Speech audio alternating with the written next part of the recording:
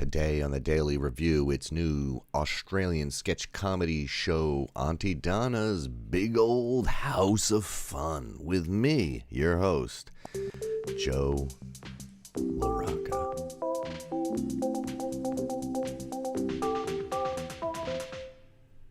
Sketch comedy, baby. It's all good, right? No, that's not true. It's usually pretty hit or miss. Not, I don't know. I think that when we think of sketch comedy, a lot of time we think of Saturday Night Live, and that's actually like such an impossible task, as we've talked about before when we did that Saturday Night Live documentary, cleverly called Saturday Night by James Franco. Yeah, so SNL's not a good example because, you know, they have like 2 tries at it and they only have a few times and there's no editing, you know. The liveness makes it very difficult. Plus, you have to integrate, you know, like Terry Bradshaw into your skit, you know. It's not like, and they have to have like 15 cast members and stuff like that. So it's not, I don't know, it's not as a tight unit, which is what this is. This is 3 Australian dudes, Broden, Zach, and Mark. And they actually, one looks like the Australian Bill Burr, one looks like the Australian Jack Whitehouse, and then one looks like the Australian Andy Samberg. I'll let you decide which of the 3 are that. And it's they aren't like that as comedians; they just look like that. And it's quite zany. I would say it's similar to Workaholics, but not such bro humor. Way more like alt comedy. And like Stella.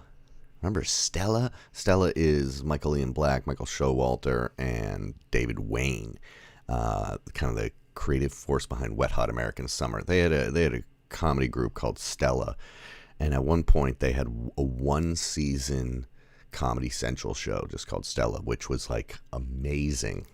It was like the best looking sketch comedy show of all time. So there's that, and there's tons of like, you know, Monty Python kind of meta stuff, like going behind the scenes and like having the idea, kind of like having this idea for a skit and having it like devolve and just kind of break down, you know, the old alt comedy thing. Not a lot of like setup and payoff jokes, which is generally what I like, but just chaos, and it works really well in this format because there's only like 6 episodes. It's not like they have to come up with 22 different crazy ideas for episodes. They just do 6 and it's funny and you watch it. It's you know, I guess it's this year's Tim Robinson's I Think You Should Leave. That would be the equivalent. Yeah, doesn't he look like Bill Burr? And then the other guy has the exact eyes as Jack Whitehouse or Whitehall, maybe I'm saying it wrong. Is it Whitehouse or Whitehall? And then Andy Samberg is the guy who's got the big beard. He's got like a very pronounced nose and like similar eyes to Samberg. Yeah, so it's there's Odie. She's got her sweater on because it's fucking cold as balls in here. Oh yeah, I didn't even realize there's a picture of them up there. So the middle guy looks like Samberg. God, I'm not particularly smart. When I saw somebody, it's what's up, Kev? Kev was like, oh yeah, it looks like Bill Burr, and I was like, oh, someone watched the show. And I'm like, no, they just looked at the fucking picture. God damn it. Anyway, they're called Aunty Donna. That's their comedy group, and it's fucking good, man.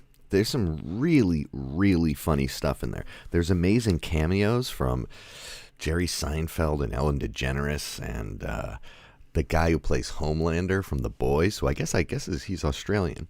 There's Weird Al and Scott Aukerman and Egg Helms and yeah, it's a lot of absurdist comedy. The episodes, first one's called New Roommates, then Treasures, then Olympics, like Olympics with the O taken out, then Dating, then Nighttime, and then Dinner Party.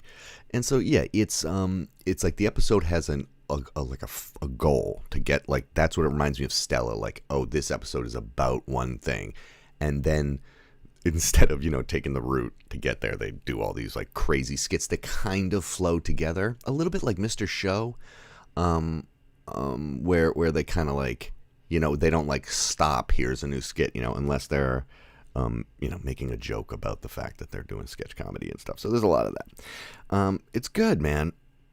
They do a Family Feud parody early on where one of the characters' name, it's not Daniel, it's Janiel, and his brother's name is Danuary. There's a part on the Ellen DeGeneres show where a guy wins 3 Toyota Corollas, and it's just this theater of the mind. Yeah, I mean, obviously, I'm not going to describe the jokes to you, but at one part, the Bill Burr looking guy is going, 3 Toyota fucking Corollas. It's really good. There's a lot of fucking great stuff in there. There's a skit about like the origins of basketball in 1907, even though it doesn't fully make sense because they keep sending people off to World War One, which wasn't going on yet. But it's super funny. It's the Toronto Penny Whistles versus the East India Trading Company. And they're like on full suits with mustaches and pipes, and they're like the game makes like no sense. You can tackle and stuff, and I don't know. It's some funny fucking stuff. This is, sometimes I shit on Netflix because I'm not a big. I think that they have a certain type of show that they've like figured out the formula for, and it's a little bit like I don't know. I just get. I like it when a show, especially the dramas, like I like when they end. It to me, it's so annoying that you have to like so many shows. I've talked about this so many times. You have to have like a caveat when you bring it up. And that's weird to me. Like my favorite movies, there's like if I'm like, 2001: A Space Odyssey, I don't have to be like, well, or like The Big Lebowski or Raging Bull or Goodfellas or, Ida or Embrace of the Serpent or some of the movies that I really love. You don't have to be like, well, it got a different director in the third half and it got weird for a little bit, but now it's better. I don't know. I don't like that. But yes, if you liked I Think You Should Leave by Tim Robinson, then you will like this. Those Aussies, they're funny. And yeah, Ed Helms and Scott Aukerman seem to be their kind of like ambassadors. They're big American ambassadors. And hey, Ed Helms had like major heart surgery when he was a kid, like I did, and he's got like a huge scar. And you can't really see it, but I remember him talking about it on a late night show.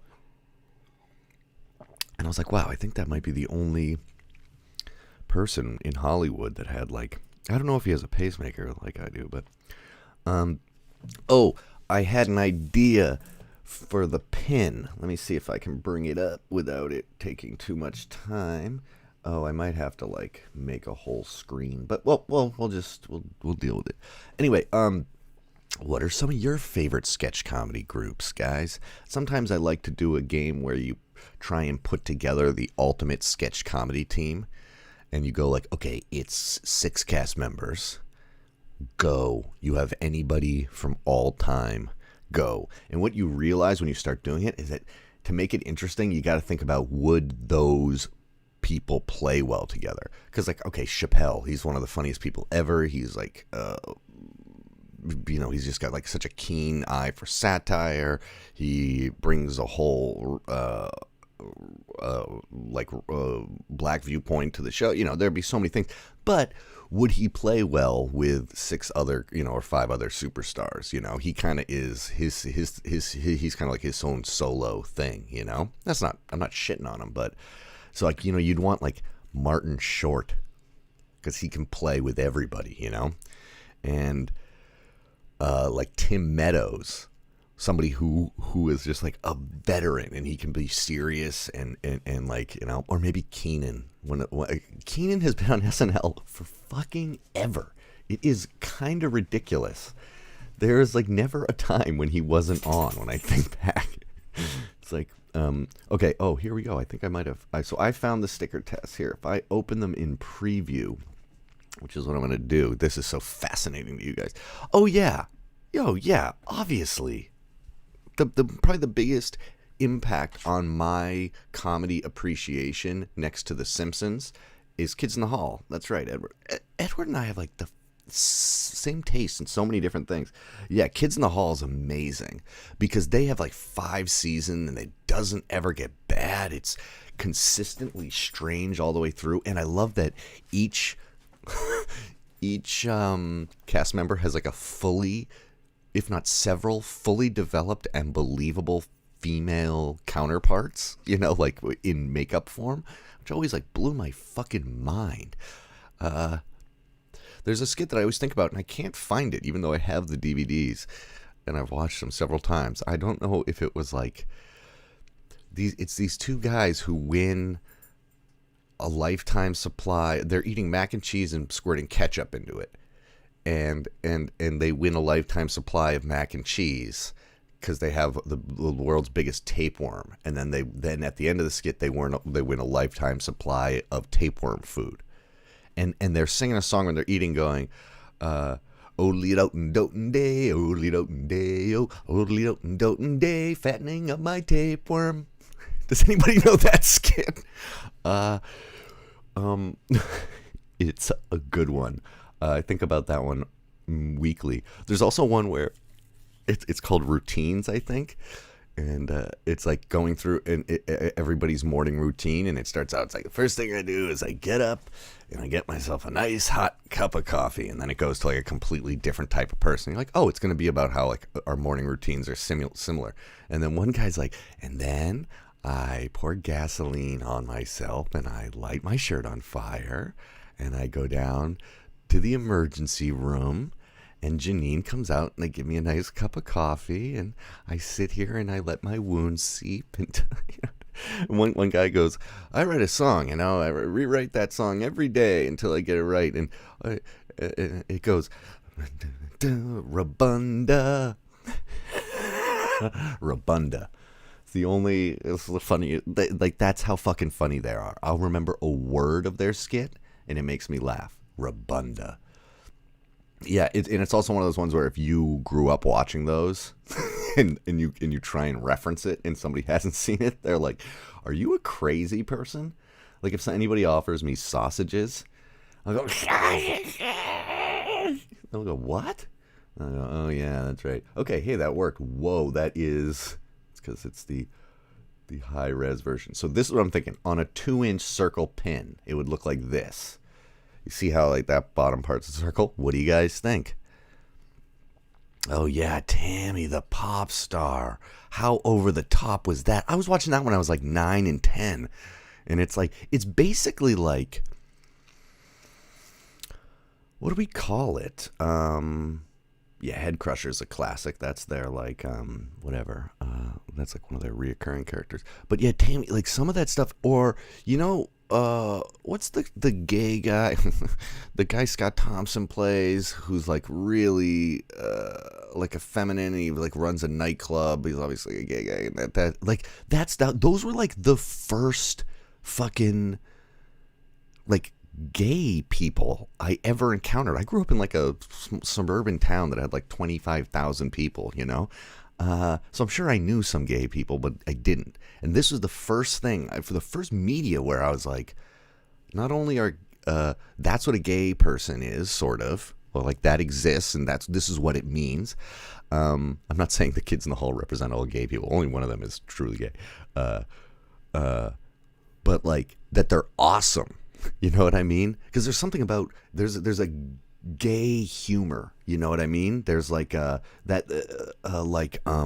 angle that somebody like Scott Thompson has, and he's so unafraid. God, he is amazing, Scott Thompson. All those guys. Maybe that's it. That's the best Scotch comedy group.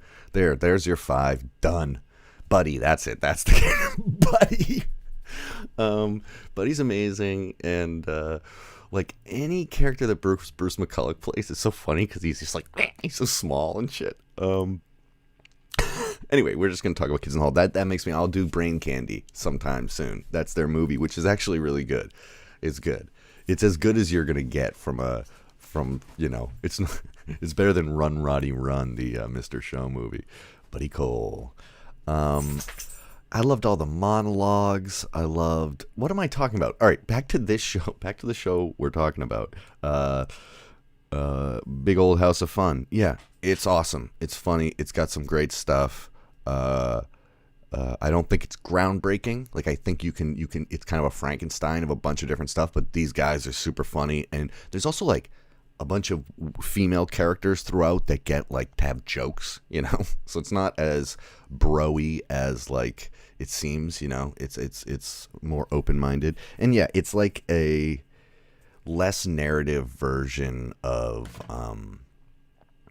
Workaholics, and it's not like get laid, like it's not so like frat boy jokes. It's good though. It's really good. Okay. Where did the thing go? Okay, yeah, so I'll play a little music. I am crushing your head. Yeah, the final one where he gets his fingers broken and he has to like rehab his hands. It's like the funniest shit I've ever seen.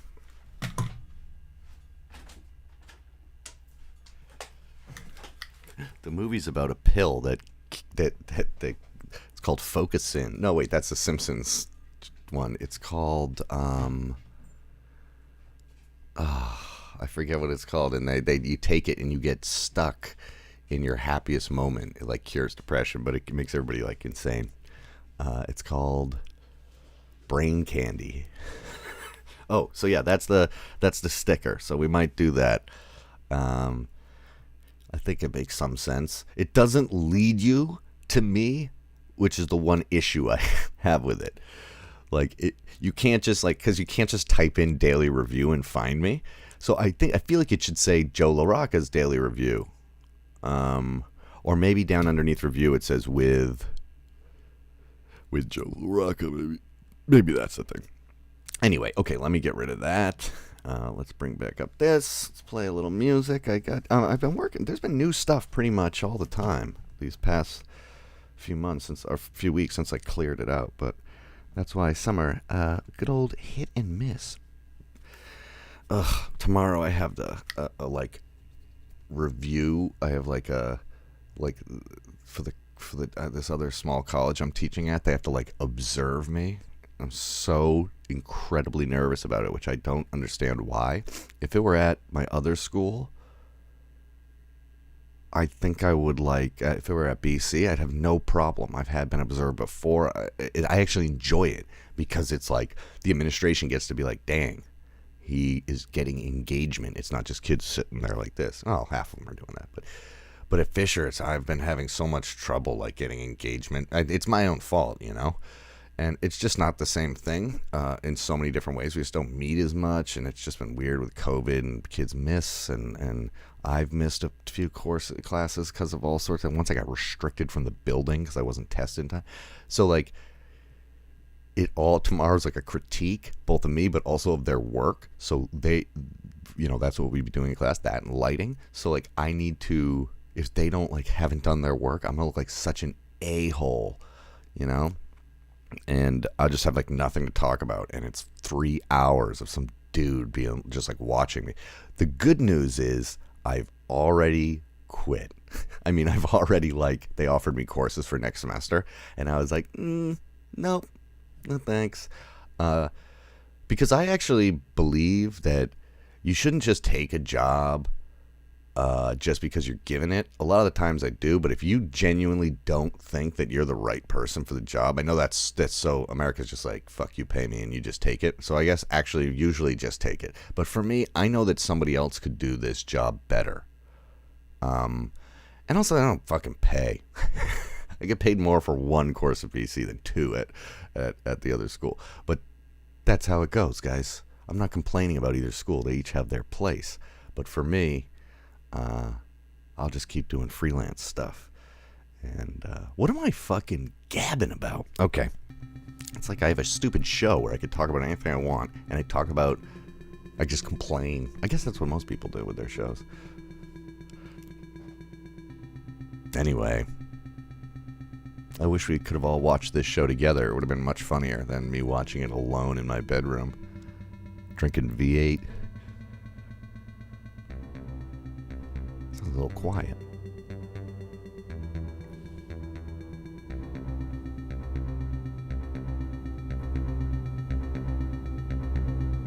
Thank you, Edward.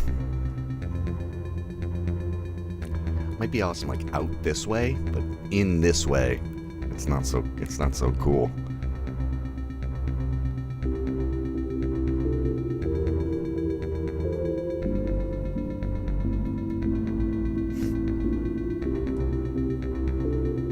The good thing is that when that's done, all stressful things are done for the semester. Because then we just gotta land the plane. Almost all my classes, they're doing final project, which is kind of like, it's a lot on them. They bring me the work and I go, that's awesome, that sucks, that's awesome, shoot this, do this, more headroom, less headroom. It's usually less headroom. Everybody gets so much fucking headroom. Everybody's shots like this. Dude, you gotta get up. Rule of thirds. Look it up, motherfuckers.